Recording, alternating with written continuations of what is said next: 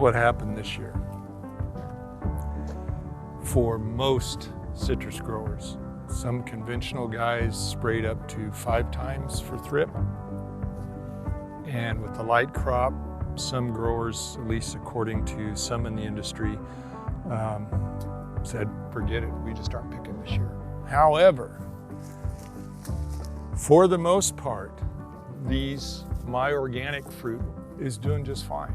A lot of the citrus industry in California is dependent upon export.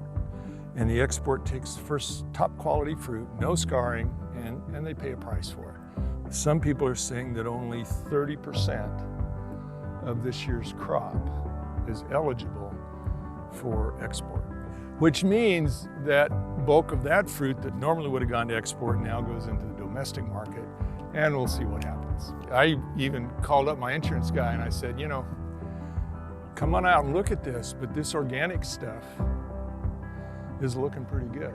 Part of that reason is, I believe, with what my gut tells me, is because we aren't spraying pesticides that kill everything or kill citrus thrips for the most part. We have a lot of what I call generalist predators that live in the ground cover.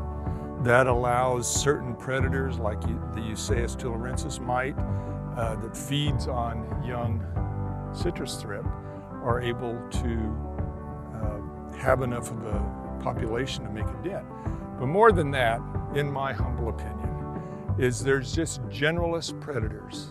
One of the reasons I instruct my guys, don't mow until well after the citrus thrip season is over. Because when you start mowing, whether you believe it or not, you're killing whatever's living, for the most part, killing whatever's living in that grass. It's just common sense. If you're an organic system and you're relying on certain things so you don't have to spray, and a lot of these are predators. And they don't live in the tree. They'll come up to feed, but they don't necessarily live in the tree.